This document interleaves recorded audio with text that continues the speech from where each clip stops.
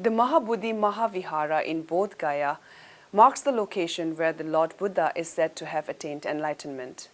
In the year 2002, it was named as a World Heritage Site by UNESCO.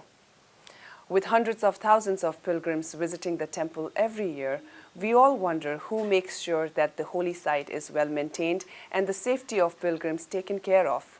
Well, it's the Bodhgaya Temple Management Committee, an autonomous body constituted by the government of Bihar under the provisions of Bodhgaya Temple Act of 1949, who manages and maintains the temple complex. We will talk more about the Bodhgaya Temple Management Committee and its roles and responsibilities with its secretary, Sri Nangzey Dorjee. Let me start by asking how the Bodhgaya Temple Management Committee works in maintaining and preserving this holy site. The BTMC has to take care of the maintenance, management, and its property, and based on property.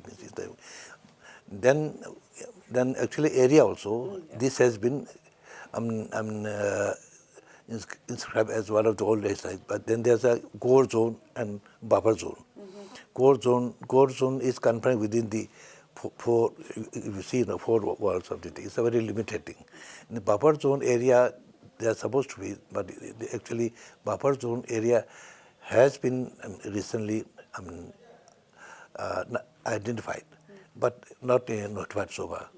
In this case, we can say there was after the recognized as a World Heritage Site, and there's supposed to be a site management plan. So in short, actually, after 2002, then I believe there was a site management plan was prepared in 2005. Then there was an issue. Then we joined here. Again, the same issue came. There was no communication gap between the World Heritage Committee or their site or when we joined there was no some sort of link with them. They were also worrying. So there's no correspondent or anything, but we cannot have that. It's direct to the Archaeological Survey India. They are the state party. All the World Heritage Sites in India are represented by the Archaeological Survey India to the World Heritage Committee. So then again, they had a high-level team and to see the site and whether it still survives as a World Heritage Site or improvement, what are the certain guidelines given, what are the norms to be followed, whether they are following or not, based on the site management plan prepared earlier and submitted to them. They have, before accepting that, they had a meeting. That was in 2011. And so by the time we joined, 2008 to 11, broadly we had quite a number of improvements here. So So then I was the one. And then they had all this inspection. They had a meeting, long meeting with us, presentation, and they had a discussion with the local stakeholders like the local public and the tours and travelers, and the hoteliers, or they are confident. All these things. Then they had the level of meeting at the level of the Bihar government also, in the chief service officer. So after that, they gave a very commendable report. They appreciated that. Then they realized, we are really maintaining the thing. There has been a lot of rebuilding and restoration projects that went on around the temple complex. Could you tell us how many major projects of renovation and restoration took place under Bodhgaya Temple Management Committee? Actually, I can't go, long back earlier. I have seen, as I said, I joined in 2008. So at that time, I have, records, the major restoration outer side. You see now this outside cemented, thing. So I believe earlier inside, actually one thing, one of the criteria is this is the oldest complete brick structure, structure of the building. So inside, supposed to all a complete brick structure, and even the restoration plastic supposed to local, not the cement, local, whatever, that they could not maintain. So they had to put this cement plastering. So that was going on since 2001, before which. Then during our time, in 2010, that could complete it, which you see. Not the inside one, inside not much, The plastering complete, which you see complete here, Prior to 2008, there was pre-movement inside. Then there was issue of, people they like everybody, because of there's a danger in the life of the Bodhi tree.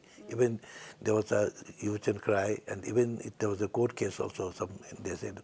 So ultimately, 2008, March onwards, totally one important major decision was no one is allowed inside the enclosure of the Bodhi tree. That without even the VIPs. Only for the maintenance work they can go. Maybe if need, maybe one cleaner person can go, but even the president of a country also cannot go inside. Then the inner circle Ashokan railing. This inner Ashokan railing, I believe, earlier, before the temple and all, just to protect the holy Bodhi tree, King Ashoka's time, to protect against wild animals, they erected the pillars. So they the Ashokan era, so the Ashokan design pillars, and afterwards then there was decline, the ruined and all, but number of pillars are still in the museum of this Archaeology of India in Bodhgaya. But about 5 pillars are still they are inside. Rest of the the railing, the design, but it's a cemented one. I believe these were taken up during 1970s, between 60s and 70s. So really in a pathetic condition.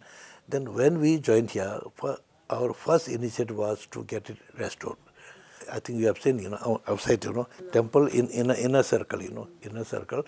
There are few, original railings are there. Rest of the railings are cemented one. Now we are going to replace by the sandstone. Then actually we have already requested the Archaeological Survey of India, right? Maybe about 4 years back, and even we to the extent we deposited money also. Some of administrative, process is still they could not by any time it will come up. So that is one thing we initiated, we could not do. After that, now you see the outer boundary. All these are totally concrete railings boundaries which we made. These are complete, well secured. This is a great achievement. All sandstone. That's true. Sandstone. This is another thing. The other than security matter separately after that's the thing. Yeah. So and other thing is the latest. We have the golden sphere. Ganjari. We got the actually in the top of the temple. You see that golden sphere. Earlier was a metal. The very top. Yes. It's still a height of 15 feet. 15 feet. So that actually it's a gold gilded thing. But in 2000, just after the bomb blast in 2013 and 14, the from Thailand, Thai donor in the sense they right from the king down to the common people, they have contributed, and through a group organization, then they proposed to have to gold plating, the pure gold, plating and all. And it took about 2 years to complete the formalities, all common thing, but we managed, and everything they did. So now you could see shining the golden spire. It has 289 kg gold, it's solid gold. And now you see the 4 main gates, all cemented on. So matching with the boundary, all are the sandstone. So these all four gates going to be replaced by sandstone. Tender is already in. By next year, you will see all the gates are replaced by sandstone. These are the. By next year. Yes, because all the tender is already out. Yes. And then we have you might inside, Buddha's, life story, right from the mother's dream till the enlightened. Roughly, how many visitors or pilgrims come to visit Mahabodhi Mahavira temple? Do you guys keep track of it? And I believe you guys do not, right? So what is the reason behind this? Actually, we don't have an accurate, there's no system. In fact, we tried to have earlier, even we tried to issue free ticket, in entrance free ticket, that in the 2 color, different color, one for the, foreigners and others for, in the the Indians like that. That calculates. But the problem is many like other major Hindu temples, there's so much of huge, but they go in the morning one darshan. I think one person normally has no chance. They need to first, second. But here is a place right early from morning, continuous movement here and there. So we could not follow that.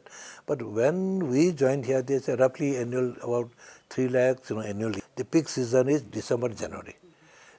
April to September is our lean season. But now slowly, that gap is slowly, narrowing. What does Bodhgaya Temple Management Committee find it most challenging in doing their task? So now other areas, traffic and all in the movement and all, there are so many rule regulations. Now here also during this peak season, it's very strict on that maintaining, traffic rule to ensure, proper. But inside temple, now one thing so far, as you mentioned, prior to 2013, there was no role of police inside. We have our own thing. They were not worried, nothing. But now, because of the incident of bomb blast in 2013, again after another one, 2018, I think, the incident, because that now security check and all is supposed to go through all this. So somehow we manage so much. Otherwise, in other places they say it is not practical, impossible to maintain that. But inside we are.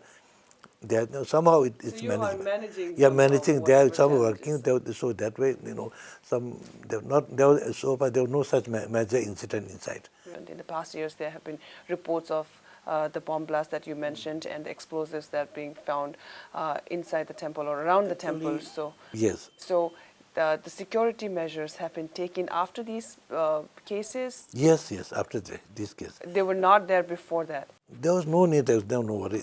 And other than you might have seen in front of temple, this, the northern area, just, near all the shops and buildings, now clear. So because of, after the blast, then the administration could manage to clear all these things on the name of security. That's very important also. Right. Coming back to the earlier topic of UNESCO World Heritage Site, is there any specific or special guidelines that Bodhgaya Temple Management Committee has to follow in order to maintain and preserve this holy site? No, that's why actually broadly there are certain 5 or 6 criteria. Based on that they inscribe this as one of the cultural World Heritage Sites. There's a natural World Heritage Site also, it's a cultural World Heritage Site. Suppose if they see if all these criteria is not maintained or now when they say it's not so not fulfilled, somehow destroy something, then only they say this is they place in the list of endangered. Then it comes some sort of to improve that. If it is not possible, their decision is to remove from the list. That's all. Otherwise, there was no direct control guidelines. That is not there. And every state or in the country wise, they have their own